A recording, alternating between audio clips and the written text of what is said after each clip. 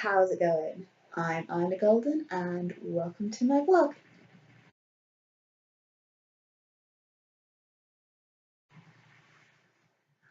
Okay, alright, so on this one, at the end of last one, I said we were going to be talking about school age characters and how I tackle the whole school thing within my writing. And as I also mentioned, this is mostly because it's been on my mind a little bit more recently because of all the scenes in Hyena Boy.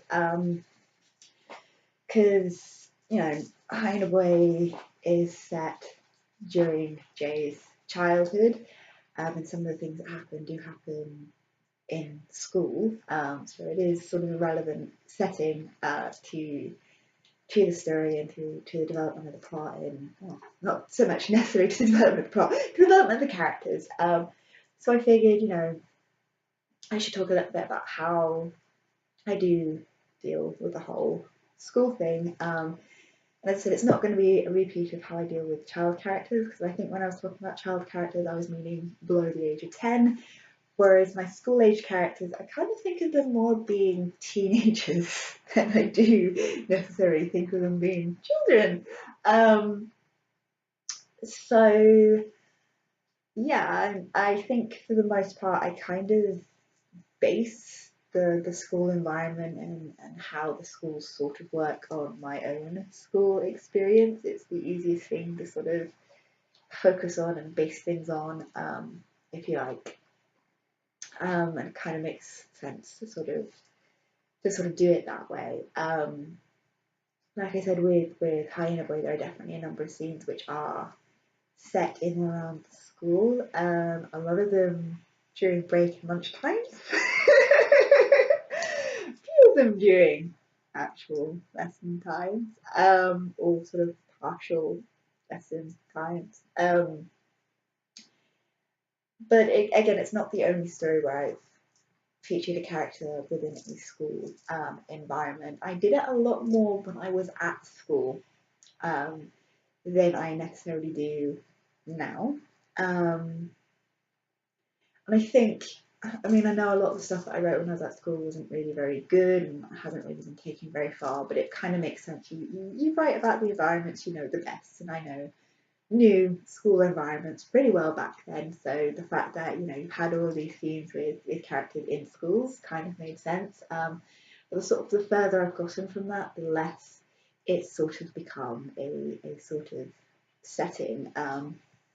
Having said that, you do get the school setting a couple of times in Echo because she has children who are school age, and she does the school run. She talks to one of the teachers at least once, at least once. It might have been more than once. I don't remember.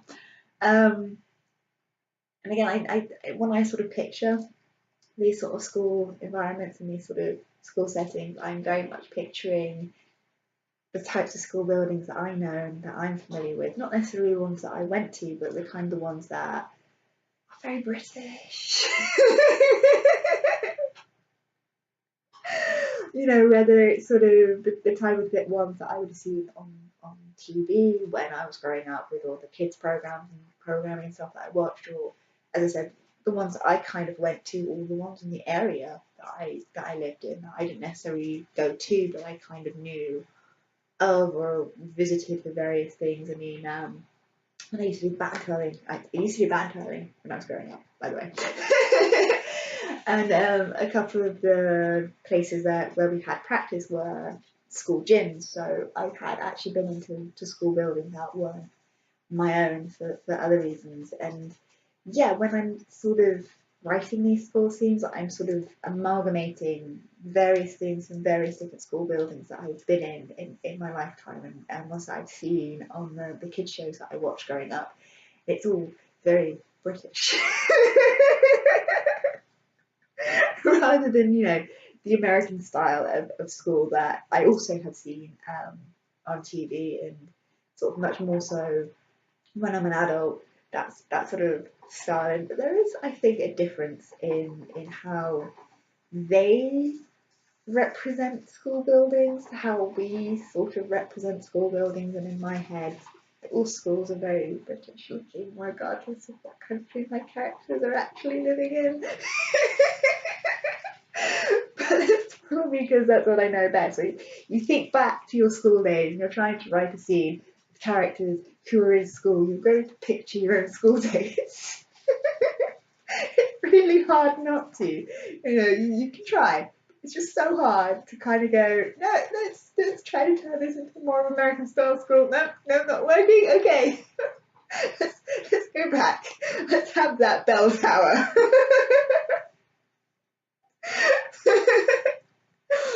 um, and I think, yeah. So yeah, I mean, as I said, they feature all, and again, it's weird because I don't really describe the schools very much. I think I do that because in my head I've pictured the school in a particular way, and it's kind of obvious to me this is what a school looks like. But I think if you sort of go into too many details describing it, you're then not allowing your readers to sort of picture themselves in that school, and knowing that my brain will always default back to the school buildings that I know best, whether it's the ones that I went to or the ones that I did various things in because of activities I was involved with growing up, namely the button twirling. Um, you do kind of feel like you need to allow people to sort of picture their own sort of school environments when you're sort of talking about these things. It's like when I'm sort of talking about the scene in Hyena Boy where Jay first starts school. The school building I kind of picture for that probably more resembles the first school that I went to rather than the primary school that I spent more time in because I moved when I was sort of 6, 7-ish, and moved schools at the same time. And yeah, the kind of school building is kind of more like the first one I went to rather than the one I knew best. And that's just how I picture it, but I don't describe it, which is kind of bad. It's like it's a school. You know what a school looks like. Just imagine a school. maybe whilst I'm still editing Hyena Boy, I should go in and add a few details about the school building, at least for the secondary school that he attends, which I actually think probably looks closer to the ones that I saw on TV rather than the ones that I actually went to. And again, I still don't describe the details of it. Um, I should. I really should. Or I should give more of a thing, maybe. I don't know. I think it works that I don't. Because you get them by the school gate and you get them in the classroom more than once. But again, I don't really describe the classroom. Yeah, I kind of use school as a very generic setting. I don't feel the need to describe it. That is how I use school buildings. I've discovered a lot about my writing in the course of this book.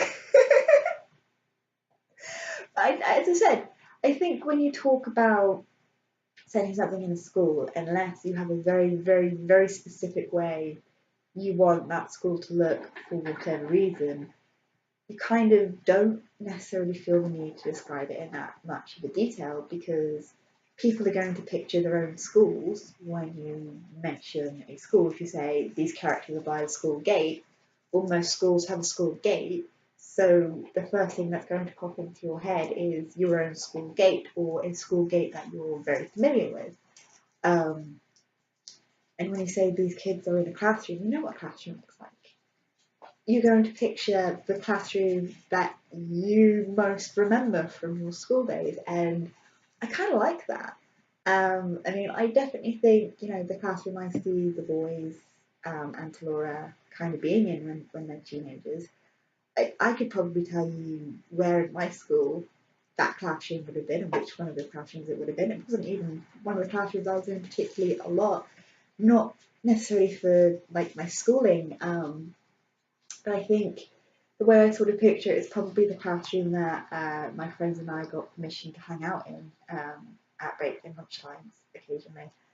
I think that's the style of classroom. That's the sort of where the windows are, where the door is, and again I don't describe it, but that's how I picture it in my head because that's what I remember from my school days. And yeah, I think I do definitely like the idea of letting people imprint their own impression of what the school looks like based on just the fact that it's a school.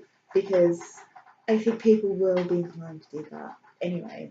Because, you know, 9 times out of 10, people have either very vivid memories of their school days or very fond memories of their school days. And, you know, they have this image in their head of what a school is like, and you know, to sort of forcibly change that just for the sake of it. No, I kind of like the idea of people sort of reading these the books that I write, and you know, when I just sort of don't necessarily go into any detail with what the buildings look like, and just forming their own impression and their own sort of idea as to what this building looks like, and getting a sense of the environment from the various things that are going on within the scenes. And yeah, yeah,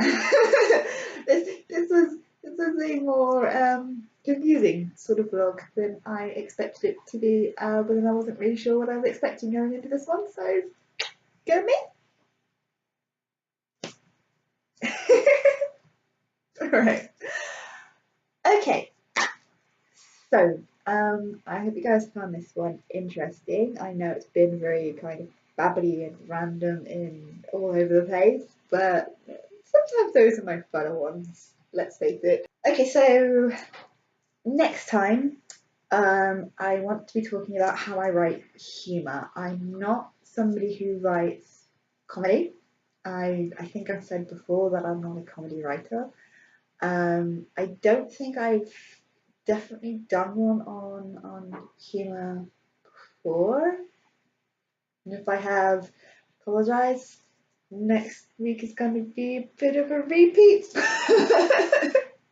Never mind. I don't think I've tackled humour before. If I have, I will come up with another subject between now and next week. As I said, I don't think that I have. As I said, I'm not a comedy writer at all, but humour works its way into stories whether you want it to or not. So yeah, that's what I've decided the next topic is going to be. Hopefully that will be more cohesive than this one. Maybe. We'll see. Alright, okay, so hope you guys have enjoyed this rather rambly kind of vlog. And I will see you next time. See ya. If you've enjoyed this video, feel free to check out some of my others, and if you like what you see, please like and subscribe. See ya!